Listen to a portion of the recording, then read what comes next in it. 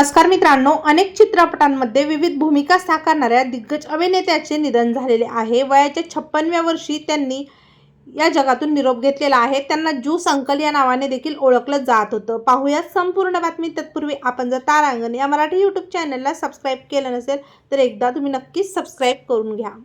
Mission kidnap, the top star, king of bed आणि how to keep my love यासारख्या चित्रपटातील भूमिकांसाठी ओळखले जाणारे ख्यातनाम अभिनेते पार्क डोंग बिन यांचे निधन झालेले आहे। मिळालेल्या माहितीनुसार प्योंगटिंग येथील त्यांच्या रेस्टॉरंटमध्ये बेशुद्ध अवस्थेमध्ये अभिनेते आढळले होते। जे रेस्टॉरंट ते लवकरच उघडणार होते।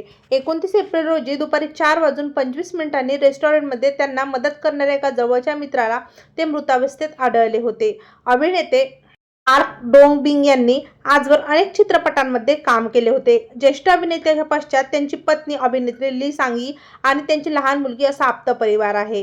जवळपास त्यांनी 30 वर्ष मनोरंजन उद्योगात काम केले असून आपल्या अभिनय कारकिर्दीत अनेक मालिका आणि चित्रपटांमध्ये विविध भूमिका साकारल्या। 15 ऑक्टोबर 1969 रोजी जन्मलेल्या पार्क यांनी 1990च्या सुमारास विविध टीव्ही मालिकांमध्ये छोट्या छोट्या भूमिका साकारून आपल्या अभिनय कारकिर्दीची सुरुवात केली होती।